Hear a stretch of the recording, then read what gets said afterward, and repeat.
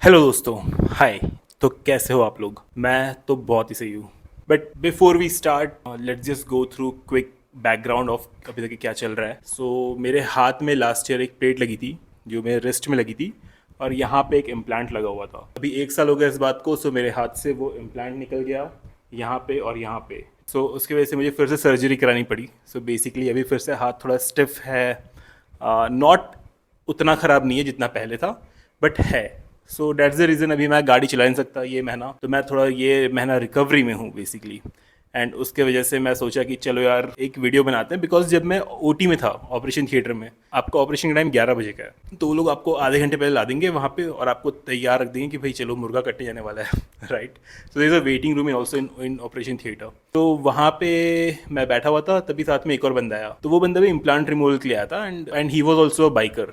आई asked him क्या हुआ। वो भाई साहब कोलकाता से, I think he was riding to Bangalore, and in between कहीं पे उसने ब्रेक लिए, 4-5 दिन का वो राइड किया उसने। एंड जब वो around Visakhapatnam and that area में था, वो मतलब उसको नींद आ गई। दोपहर के 12 बजे भाई साहब गाड़ी चला रहे हैं एंड उसको नींद आ गई। And because of that he just crashed in to a tree और समथिंग, या रोड साइड गिर गया। एंड ऑफ कोर्स उसके लेग में इंजरी हो गई उसके, and all of that and all those things happened right. That gave me an idea कि हाँ यार, मैंने भी लॉन्ग राइड की है। मैंने 1112 किलोमीटर एक दिन में चलाए हैं, 18.5 घंटे में, टू बी प्रिसाइज। जब ये सब चीज़ें होती है तो यू थिंक कि यार कुछ तो अपन शेयर कर सकते हैं, एक नॉलेज या एक understanding of how to do this things, how to do a long ride. Before we start, मुझे आपको एक बात बहुत क्लियरली बतानी है कि हम लोग खुद की कैपेसिटी को ओवर एस्टिमेट करते हैं when we think about riding, and when we think about कि how much we can ride. Okay, so always keep this in mind. Like अगर आज मैं घर पे बैठा हूँ, मैं बोलूँगा क्या है, 500 किलोमीटर कौन सी बड़ी बात है, 700 किलोमीटर कौन सी बड़ी बात है। But when you are out in the wild, when you are out riding, और उस टाइम में समझ में आता है कि no, it's not that easy. Because कभी कभी रोड शायद अच्छे होंगे लेकिन वेदर आपका साथ नहीं दे रहा है। Like if everything has to come together, then you need a good weather, you need your proper road conditions, you need your bike to be in perfect condition. Like everything has to just come together. Also आपकी health, वो भी आपको साथ देनी चाहिए, back pain नहीं होना चाहिए, and all these things. So we'll just go through 3 or 4 points. I'll keep it very short and very easy for you, so that आप भी जब कभी प्लान करो या कभी राइड करो, आपको कोई प्रॉब्लम ना हो, या फिर एटलीस्ट आप अवेयर रहो। मैं ये पूरे लेसन को 4 पार्ट्स में डिवाइड करूँगा। Number 1, know yourself. Number 2, entertainment. Number 3, what to eat. And number 4, interval. सबसे पहले हम लोग बात करने वाले हैं know yourself. So before you even think कि मैं 1,000 किलोमीटर का राइड करूँगा, 2,000 किलोमीटर का राइड करूँगा, you have to first start doing some short rides. पहले आप 1 महीने पहले से, 2 महीने पहले से अगर आपको लग रहा है कि आप प्लान कुछ करने वाले हो, तो आप उसके पहले दिन के राइड्स करो। आप एक दिन में 300 किलोमीटर्स कवर करो, एक दिन में 400 किलोमीटर्स कवर करो, ठीक है। लाइक कहीं पे जाके आओ, घूम के आओ। बिकॉज उससे क्या होगा ना, आप एक एंड्योरेंस बढ़ता है और आपको एक कॉन्फिडेंस आता है कि आप एक दिन में कितना कर सकते हो, आप कैसे कंडीशंस में गाड़ी चलाने में ज़्यादा कंफर्टेबल हो, आपको किस टाइप के रूट्स पसंद हैं, and all of that. It will also give you an understanding about the motorcycle, how much your motorcycle can take. आप आपकी गाड़ी को कितने स्पीड में लॉन्गर टाइम तक के चला सकते हो, आपकी गाड़ी का एक ब्रेकिंग पॉइंट कहाँ पे आता है, आपकी गाड़ी कितने आरपीएम के बाद में शी स्टार्ट्स हफिंग पफिंग। हर एक गाड़ी में होता है, बिकॉज हम लोग 1000 सीसी गाड़ी तो चला नहीं रहे हैं, करेक्ट। 250-500 सीसी तक की अपनी गाड़ियाँ हैं। इसलिए एक ये अंडरस्टैंडिंग बहुत ज़रूरी है। बेसिकली आपकी कैपेसिटी क्या है और आपके बाइक की कैपेसिटी क्या है। It will just help you prepare better.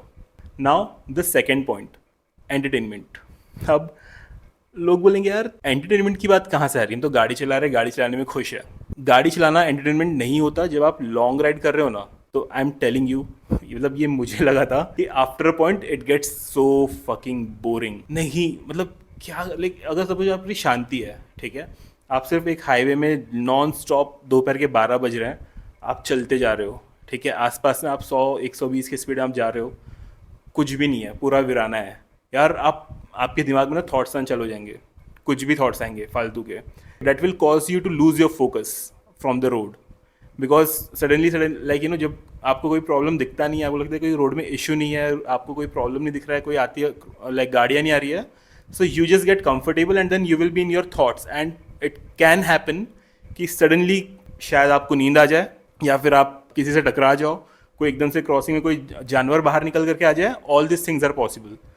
सो इसीलिए एंटरटेनमेंट बहुत ज़रूरी है, पॉडकास्ट नहीं सुनने का. ठीक है, आई एम अ पॉडकास्ट का फ़ैन, बट मैं नहीं सुनता podcast when I am doing a long ride.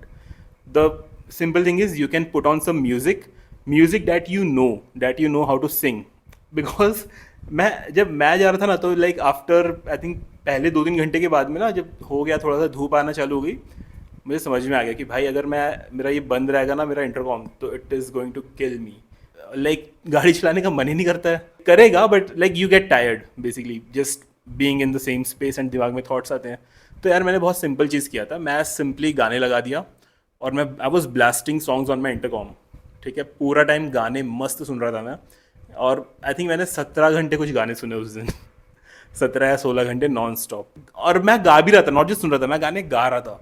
तो उससे क्या होता है कि आप एक फ्लो स्टेट में रहते हो, आपका ध्यान रहता है, आप रोड पे फोकस हो, आप गाने सुन रहे हो, आप एक चीयरफुल मूड में हो. ठीक है, you don't get down because of some situation. Even weather भी खराब है ना, तो यू विल फील बेटर.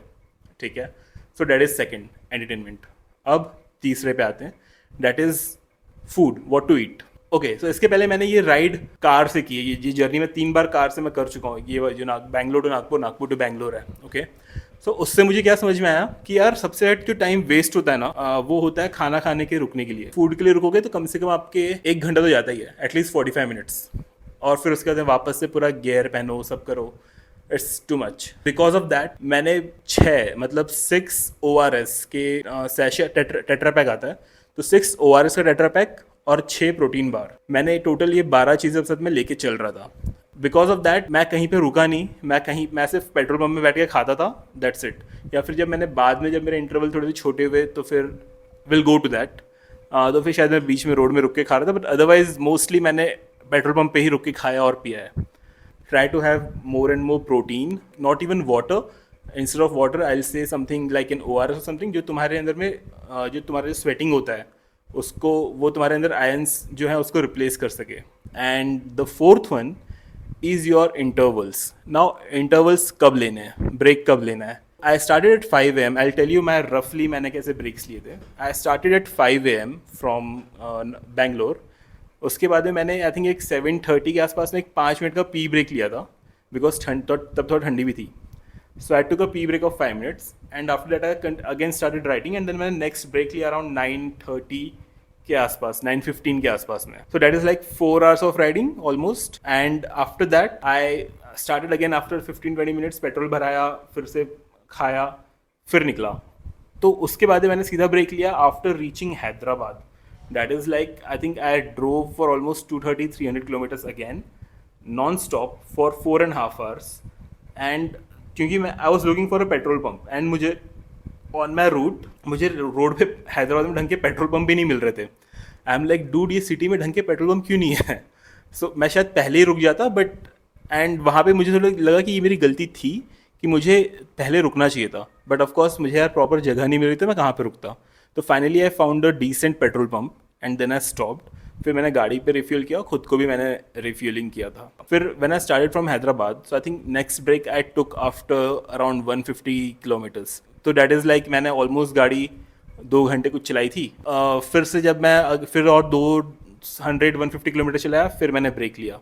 मेरा बोलने का मतलब ये है कि मेरे जो पहले स्टार्टिंग के ब्रेक्स थे ना, वो उसके इंटरवल ज़्यादा थे. मैं पहले 4.5 hours के ब्रेक, 4 hours के मैं ब्रेक ले रहा था. बट जैसे जैसे जब दिन ढलता गया, शाम होते गई, मेरी एनर्जी भी कम होती गई.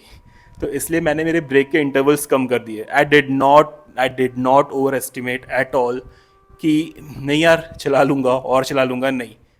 इसमें कोई समझदारी नहीं है, अपनी बॉडी को एक्स्ट्रा खींचने में कोई समझदारी नहीं है. ठीक है, so just take the breaks, start with longer intervals, break interval, but then as you go towards your goal, like after half a day, reduce the interval. Okay, yes, this is my advice. This will help you not fall down or not falling asleep, and yeah, this will save you from all that trouble.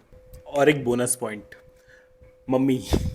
So of course, I mean, जब मैंने ये ride किया, मुझे बहुत सारे लोगों ने बोला कि यार, मम्मी ने क्या बोला, एंड या पापा ने क्या बोले, घर वालों ने कैसा अलाउ कर दिया तुमको इतना लंबा चलाने के लिए, ऑल ऑफ दैट, क्या उन्होंने कोई ऑब्जेक्शन नहीं उठाया, मना नहीं किया एंड ऑल ऑफ दैट।